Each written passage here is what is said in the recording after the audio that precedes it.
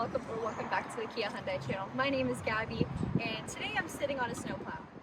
It's November, we don't need it yet, but we will need it very, very shortly. We live in Canada, so one thing we get here often is snow, and what I find very important and what our Kia and Hyundai vehicles feature is terrain modes and drive modes. Now, it may not seem like a big deal, but these drive and terrain modes really customize your vehicle to handle more efficiently, give you better traction, and just be an overall better driving experience in your Kia or Hyundai vehicle. Today we're going to go over both terrain and drive modes. I'm going to showcase it in the Kia Telluride just because on our lot right now, that is our vehicle that has the most options, so I can kind of talk about everything there. Let's get into it. So right now, me and Mark are taking a leisurely drive through Brantford. The roads here aren't so great, so I have it in comfort mode. The Telluride itself has 4 different drive modes: comfort, smart, eco, and sport, and they all do different things. Now, if you haven't played around with the vehicle too much, or you're not really in tune with the vehicle, paying attention, you may not even realize how they're playing a different role in the drivability of your vehicle and how your vehicle performs. But if you really pay attention, especially to fuel savings, and just take a good look at your car and how it's operating, you will definitely see a difference. So comfort mode, you're going to have a softer suspension. It's going to handle bumps a little bit better. If you have really rough roads, like I drive in Hamilton a lot, there's some horrible roads in Hamilton. I would definitely love a comfort mode for that specific purpose. It's going to be pretty easy on gas, so it's not going to guzzle gas. It's going to have smooth shift points. The emphasis is just being a very comfortable drive, especially a luxurious vehicle like the Telluride. You're going to like a comfy drive. Next up, we have eco mode, so I'm actually just going to switch to that now. What this does is it's going to want to shift at the lowest RPM possible. So it's going to focus on efficiency. Actual fuel efficiency ratings will be different, varied on the vehicle that you drive. And mind you, you can be in eco mode but still be driving like a maniac. If you have it in eco mode but you're flooring it at every green light, your car's not going to be as efficient as it could be. But this is a tool to help you be more efficient as you drive. It's going to do the internal aspects of being efficient. Now it just needs your driver input to be efficient as well too.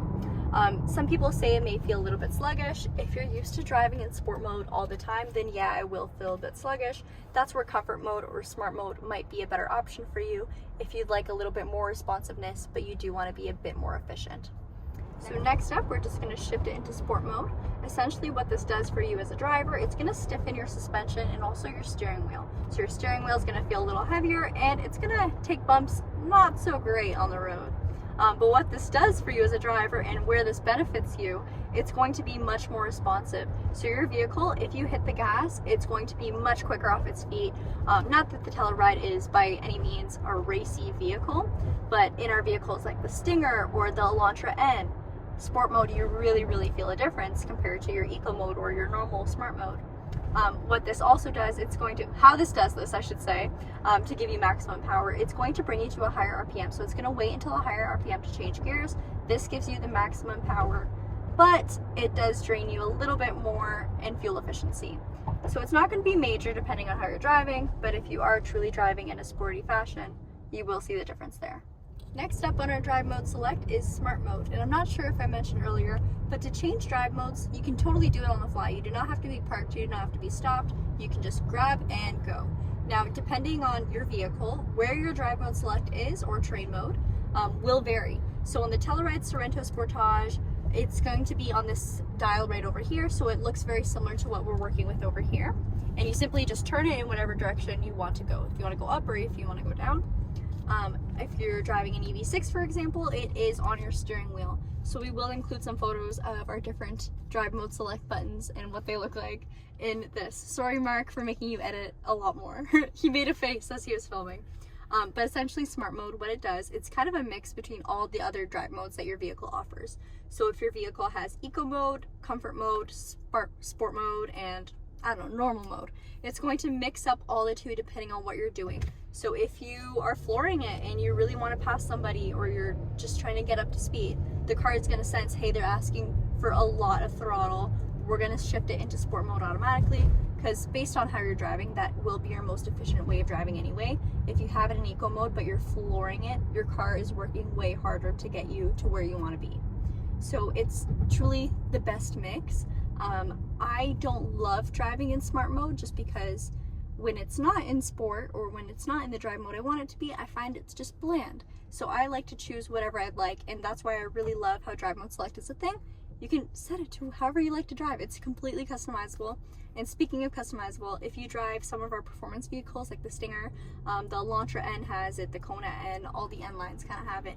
They do offer custom drive modes. That way you can select your steering, you can select your suspension, your braking, almost generally anything that has to do with driving, you can customize it to whatever you like. So if you don't want your suspension to be too stiff, but you do want the extra throttle responsiveness, or you want the stiffer steering, you can play around with that to make it exactly what you like. That's only on applicable models though. This is generally what you'll find in most Kia Hyundai vehicles.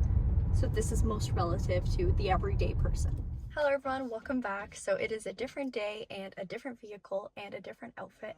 Right now we're in the 2022 Kia Sorento SX. Now this vehicle does have 3 different terrain modes, and that's what our emphasis is going to be on in this clip of the video. So you already talked about drive modes. Terrain modes are completely different. So if you have a Kia, Hyundai, or Genesis that is equipped with all-wheel drive, chances are you may have these options. So let's show you real quick. To get into your terrain modes for the Sorento specifically, you want to push down. Right now it's on drive, it'll light up in terrain, and then you can cycle between your 3 different options. Now each one of these terrain modes do different things. What is the purpose of terrain mode? It's going to optimize control and performance of your vehicle through the electronic control of your engine, your transmission, your electronic stability control. All those features or safety mechanisms of your vehicle are going to be optimized for whatever terrain mode you are in or whatever condition you are in. Now, the vehicle itself is already all-wheel drive, so if there's just a slight change in the road, the vehicle will adjust as needed. But if you are really in a tricky condition like mud or sand or snow, for example, you're going to love these modes. So I'm going to talk about snow first. So I have it just lit up in snow. You'll also get an icon change on your dash when you do change your drive mode, so let me just show you there real quick. And you see how when we get to mud mode, it turns on your downhill brake control? We'll get into that in a second. So first off, with snow. All right, this is going to distribute the vehicle's traction forces to give you optimized stability. So especially with snow, there could be ice mixed in there. There could be a lot of wheel slippage. I hate that word. I'm so sorry for using it. But it's true. You could slide. You could lose traction. This vehicle is going to try its absolute best to keep you stable and centered on the road so you can really grip onto the road and get to where you need to go. So it's going to do that by giving you an 80-20 split of your torque distribution. Next up, we have mud. So this is actually a 50-50 split, and not to be confused with 50-50 is best for whatever if you're in snow. That's not the case. So mud, if it's very sticky, you want your wheels to spin. You want to be able to get your car moving and out of that sticky situation. So it's going to put an emphasis on torque to get those wheels to spin and get you out of those conditions. And then it's going to have your downhill braking control on as well too. So it's going to give you a little bit of brake force as well, depending on where in the mud you're stuck in. Next up we have, sorry I didn't switch it over for you guys, we have sand. So this is also going to maximize your torque to keep the wheel spinning, but it's meant for low traction surfaces like gravel or sand. So things where the surface is uneven. As your wheels move, this surface around you moves as well too. So it wants your wheels to spin to get you out of those conditions. And that is also a 50-50 split like I mentioned. All right, my friends, so that's all for today's short Kia class video. I hope you learned something about drive modes or terrain modes. Let me know if you do have these modes in your vehicle. And if you have any questions, we would love to hear what you think of them and if they've changed your life. Thank you so much for watching. We'll see you next video.